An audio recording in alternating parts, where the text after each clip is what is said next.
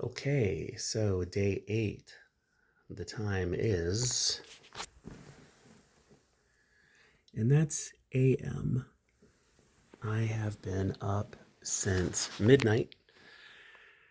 So I just decided I'm not getting back to sleep, so I'm just going to make this my post for day 8 because I'm pretty sure by the time I get to the clinic, I will be feeling pretty not awesome. So yeah, this is like my official insomnia post. I um was I did great. I went to sleep at 10:30. Very responsible, very reasonable of me. And then I woke up at midnight. Just woke up and I'm like, "Hey, Charlie Brain, why are you awake?" And I could not get back to sleep. And so what I've been doing for the last 5 hours, besides looking at world news, sending a couple late night emails to some friends I need to catch up with, um, is just laying here with the lights off, trying to get back to sleep, not working, but thinking just about what the last week and a half has been like.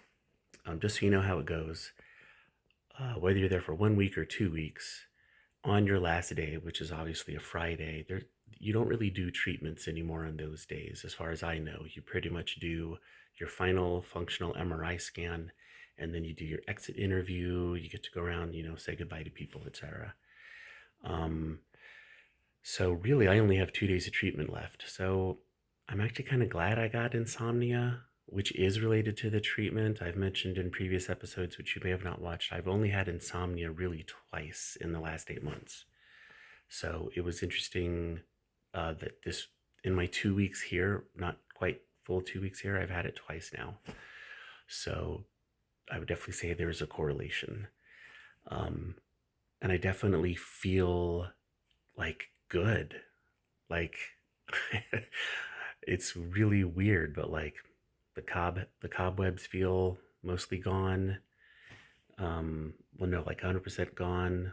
Um, I feel really good. So I'm sure that's part of it. Again, it just feels like all these different parts of my brain just feel more normal, like more normal than they felt since before I arrived. And I guess this is just one of the side effects is the brain's like, "Ooh, I'm awake now. Let's hang out. Let's think about stuff."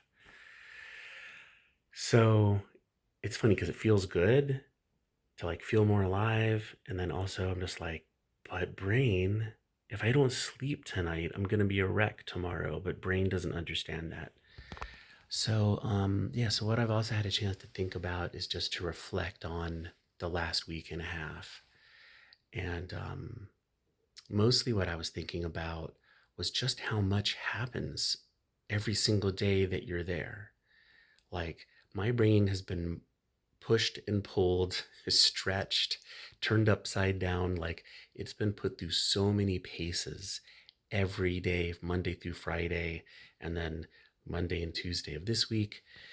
Like so much activity. It's just wild. But one of the realizations that I wanted to share, well, there's two.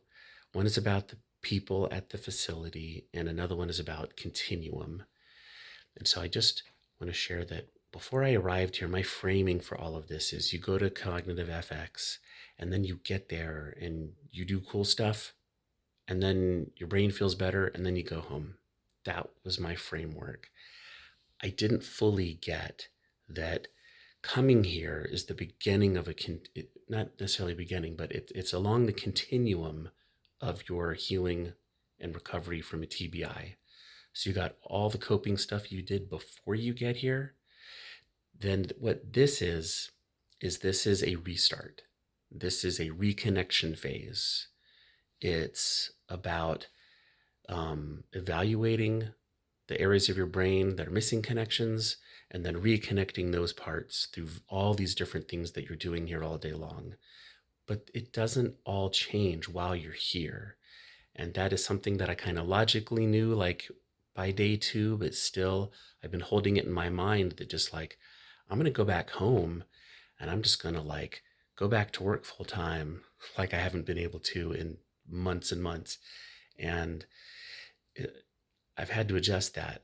But what they tell everyone here is that basically 3 months after you leave here is when most people notice the biggest benefit.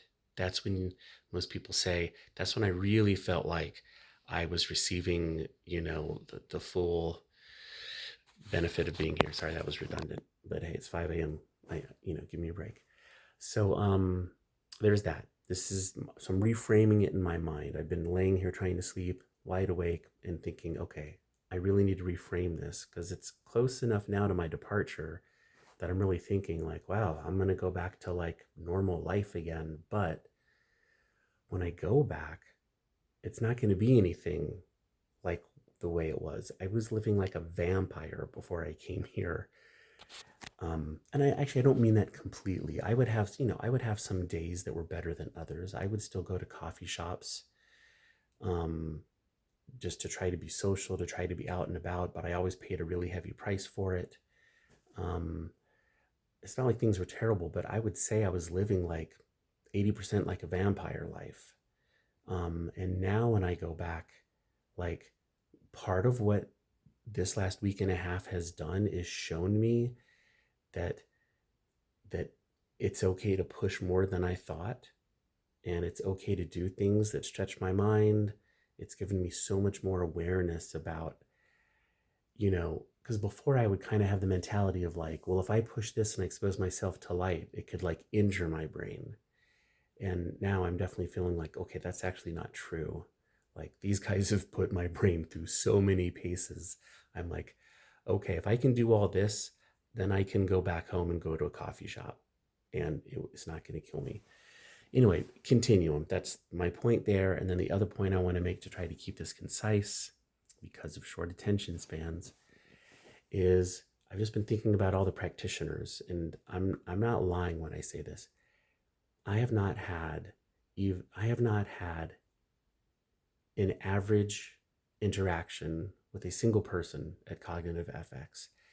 Every single person that is employed there, I have experienced an above average expectation of experience with every person. And that is really saying something considering I'm seeing like up to 11 practitioners a day. And sometimes, like in the cardio room, you're seeing like the person maybe you're working with, but you're also sometimes interacting with 3 others. So it's like 15 people a day. There's the front office staff, that's 2 or 3. So now you're up to 18. You got Brian on the MRI who you say hi to in the hallway. It's like by the time you're done counting it all, you interact with like 20 really awesome people a day. And that is hard to pull off in any medical facility or school or place of business. And like really Cognitive FX to me it's sort of like a school. It's sort of like a research facility. It's a treatment facility. It's a doctor's office. It's like all these things rolled into one. Um, I've just never been any place like it. Everyone there does such a good job. Yeah, so I was just lying here just thinking like just how lucky I feel that I was able to make it to this place and that I've able to already have received the benefit. Like go back and watch my pre-cognitive FX videos. If you haven't yet, I made I think 4 or 5 videos as a runner-up to my channel before I got to CogFX because I wanted to document what am I like before I go there. And you will notice my speech right away. You will notice my sensitivity to light. You'll notice how many times I have to close my eyes to be able to form complete sentences. Like I'm doing that now for show, but I don't have to do that. By the way, in case you don't know why, and I never thought about this until I learned it at Cognitive FX, the reason why people with head injuries close their eyes when they're forming sentences, if they have the symptoms I had, is because when you have the visual stimulus, it's harder for your brain to process thoughts because so much of what your brain processes is visual. So if you can decrease the visual input, that signal input, then more of your brain can work on word formulation, sentence structure, word recall. Like, I could not talk like this in those former videos before I got to Cognitive FX. A phrase I've come up with just in the last day or two was, I was always playing word search.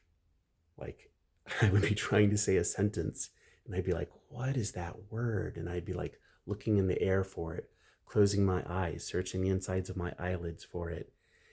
I haven't done word search, I think, in a single sentence in this video. And how long have I been talking now? Oh, too long. I am so sorry. That's a long video. I'll shut up now. Anyway, you get the point. Big change. I'm not going to do any other video. So this is just a single one-take video for day 8. That kind of takes the weight off me, because if you go back and watch day 7, I posted after every single activity pretty much for the whole day. So that was like lots to put together. Day 8, I'm already done. Okay, see you later.